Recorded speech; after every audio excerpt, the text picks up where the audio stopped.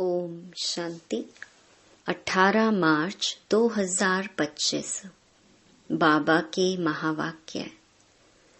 मीठे बच्चे, इस समय तुम्हारी यह जीवन बहुत बहुत अमूल्य है, क्योंकि तुम हद से निकल बेहद में आए हो। तुम जानते हो, हम इस जगत का कल्याण करने वाले हैं। प्रश्न: बाप के वर्षे का अधिकार किस पुरुषार्थ से प्राप्त होता है? उत्तर: सदा भाई भाई की दृष्टि रहे।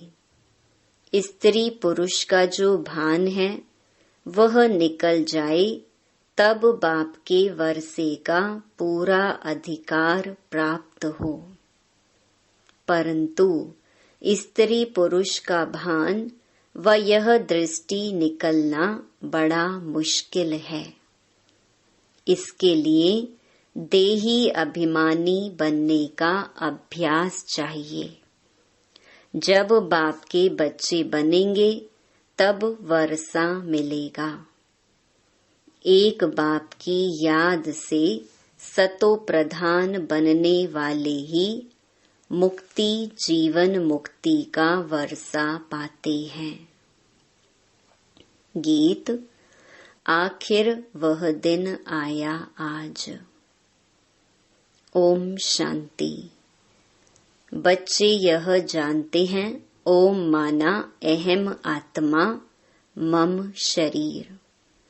अभी तुम इस ड्रामा को, सृष्टि चक्र को और इस सृष्टि चक्र के जानने वाले बाप को जान गए हो, क्योंकि चक्कर को जानने वाले को रचता ही कहेंगे।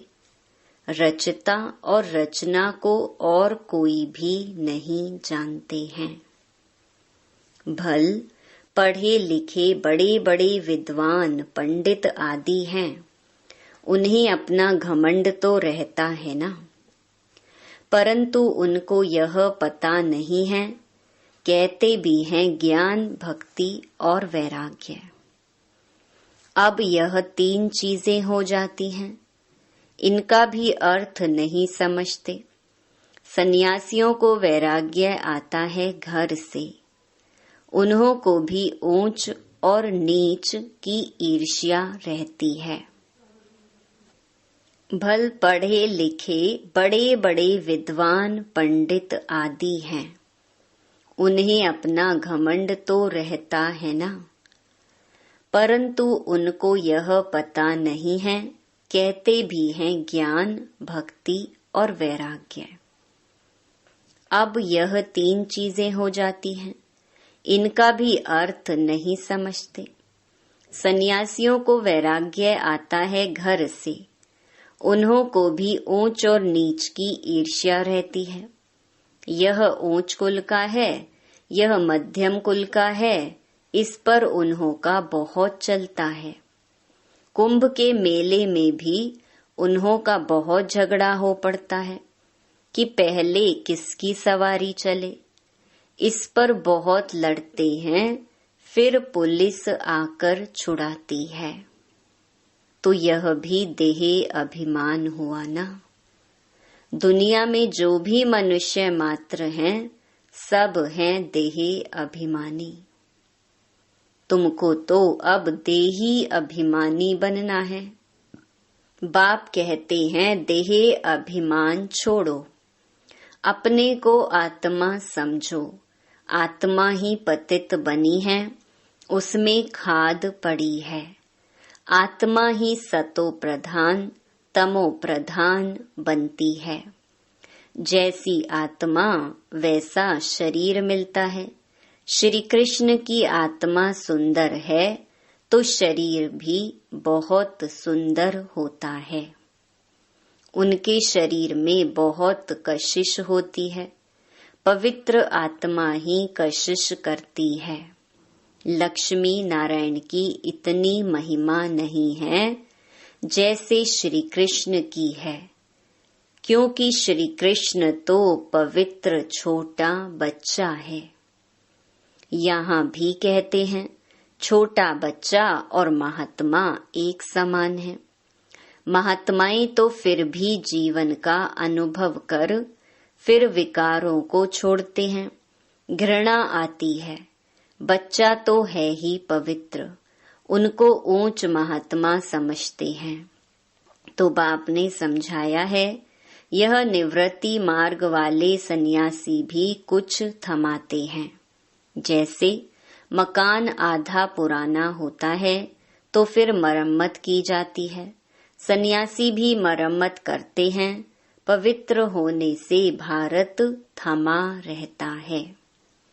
भारत जैसा पवित्र और धनवान खंड और कोई हो नहीं सकता। अब बाप तुमको रचता और रचना के आदि मध्य अंत की स्मृति दिलाते हैं, क्योंकि यह बाप भी है, टीचर भी है, गुरु भी है। गीता में श्री कृष्ण भगवानुवाच लिख दिया है। उनको कभी बाबा कहेंगे क्या, अथवा पतित पावन कहेंगे क्या? जब मनुष्य पतित पावन कहते हैं तो श्री कृष्ण को याद नहीं करते, वह तो भगवान को याद करते हैं। फिर कह देते पतित पावन सीताराम, रघुपति राघव राजा राम। कितना मुंझारा है। बाप कहते हैं मैं तुम बच्चों को आकर यथार्थ रीति सभी वेदों शास्त्रों आदि का सार बताता हूँ। पहली मुख्य बात समझाते हैं कि तुम अपने को आत्मा समझो और बाप को याद करो तो तुम पावन बनेंगे। तुम हो भाई भाई, फिर ब्रह्मा की संतान कुमार कुमारियां तो भाई बहन हो गए। यह बुद्धि में याद रहे। असल में आत्माएं भाई भाई हैं, फिर यहाँ शरीर में आने से भाई बहन हो जाते हैं। इतनी भी बुद्धि नहीं है समझने की। वह हम आत्माओं का फादर है तो हम ब्रदर्स ठहरे ना। फिर सर्वव्यापी कैसे कहते हैं? वर्षा तो बच्चे को ही मिलेगा, फादर को तो नहीं मिलता। बाप से बच्चे को वर्षा मिलता है। ब्रह्मा भी शिव बाबा का बच्चा है ना। इनको भी वर्षा उनसे मिलता है। तुम हो जाते पोत्रे पोत्रियां, तुमको भी हक है। तो आत्मा के रूप में सब बच्चे हो, फिर शरीर में आते हो तो भाई बहन कहते हो, और कोई नाता नहीं। सदा भाई भाई की दृष्टि रहे, स्त्री पुरुष का भान भी निकल जाए। जब मेल फीमेल दोनों ही कहते हो ओ गॉड फादर, तो भाई बहन हुए ना। भाई बहन तब होते हैं जब बाप संगम पर आकर रचना रचते हैं, परंतु स्त्री पुरुष की दृष्टि बड़ा मुश्किल निकलती है। बाप कहते हैं तुमको देही अभिमानी बनना है। बाप के बच्चे बनेंगे तब ही वर्षा मिलेगा। मामेकम याद करो तो सतो प्रधान बनेंगे। सतो प्रधान बनने बिगर तुम वापस मुक्ति जीवन मुक्ति में जा नहीं सकेंगे। यह युक्ति सन्यासी आदि कभी नहीं बताएंगे। वह ऐसे कभी नहीं कहेंगे कि अपने को आत्मा समझ बाप को याद करो। बाप को कहा जाता है परम पिता परम आत्मा सुप्रीम। आत्मा तो सबको कहा जाता है, परंतु उनको परम आत्मा कहा जाता है। वह बाप कहते हैं बच्चों, मैं आया हूँ तुम बच्चों के पास। हमको बोलने के लिए मुख तो चाहिए ना। आजकल देखो जहाँ तहाँ गौमुख जरूर रखते हैं, फिर कहते हैं गौमुख से अमृत निकलता है। वास्तव में अमृत तो कहा जाता है ज्ञान को। ज्ञान अमृत मुख से ही निकलता है, पानी की तो इसमें बात नहीं। यह गौ माता भी है, बाबा इनमें प्रवेश हुआ है, बाप ने इन द्वारा तुमको अपना बनाया है। इनसे ज्ञान निकलता है, उन्होंने तो पत्थर का बनाकर उसमें मुख बना दिया है, जहाँ से पानी निकलता है। वह तो भक्ति की रस्म हो गई ना। यथार्थ बातें तुम जानते हो। भीष्म पितामह आदि को तुम कुमारियों ने बाण लगाए हैं। तुम तो ब्रह्मा कुमार कुमारियां हो, तो कुमारी किसकी होगी ना।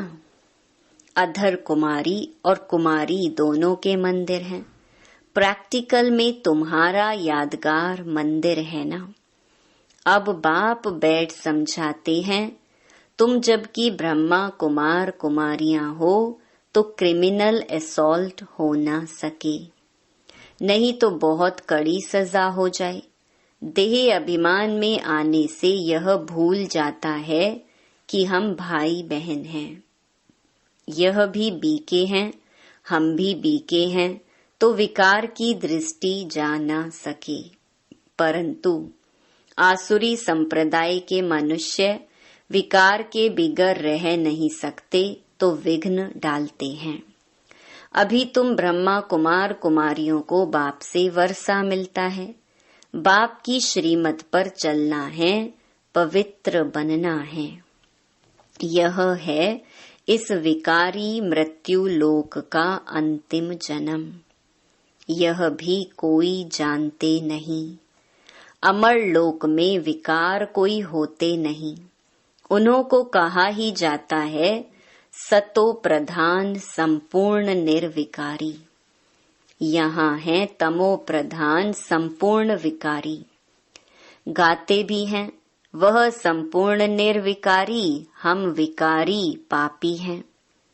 संपूर्ण निर्विकारियों की पूजा करते हैं। बाप ने समझाया है, तुम भारतवासी ही पूज्य, सो फिर पुजारी बनते हो। इस समय भक्ति का प्रभाव बहुत है। भक्त भगवान को याद करते हैं कि आकर भक्ति का फल दो। भक्ति में क्या हाल हो गया है, बाप ने समझाया है। मुख्य धर्म शास्त्र 4 हैं। एक तो है डेटिज्म, इसमें ब्राह्मण देवता क्षत्रिय तीनों ही आ जाते हैं। बाप ब्राह्मण धर्म स्थापन करते हैं। ब्राह्मणों की चोटी है संगम युग की। तुम ब्राह्मण अभी पुरुषोत्तम बन रहे हो। ब्राह्मण बने फिर देवता बनते हो। वह ब्राह्मण भी हैं विकारी। वह भी इन ब्राह्मणों के आगे नमस्ते करते हैं। ब्राह्मण देवी देवता नमः कहते हैं, क्योंकि समझते हैं वह ब्रह्मा की संतान थे। हम तो ब्रह्मा की संतान नहीं हैं। अभी तुम ब्रह्मा की संतान हो, तुमको सब नमः करेंगे। तुम फिर देवी देवता बनते हो। अभी तुम ब्रह्मा कुमार कुमारियां बने हो, फिर बनेंगे देवी कुमार कुमारियां। इस समय तुम्हारी यह जीवन बहुत बहुत अमूल्य है, क्योंकि तुम जगत की माताएं गाई हुई हो। तुम हद से निकल बेहद में आए हो। तुम जानते हो हम इस जगत का कल्याण करने वाले हैं, तो हर एक जगत अम्बा जगत पिता ठहरे। इस नरक में मनुष्य बड़े दुखी हैं। हम उनकी रूहानी सेवा करने आए हैं। हम उन्हों को स्वर्गवासी बनाकर ही छोड़ेंगे।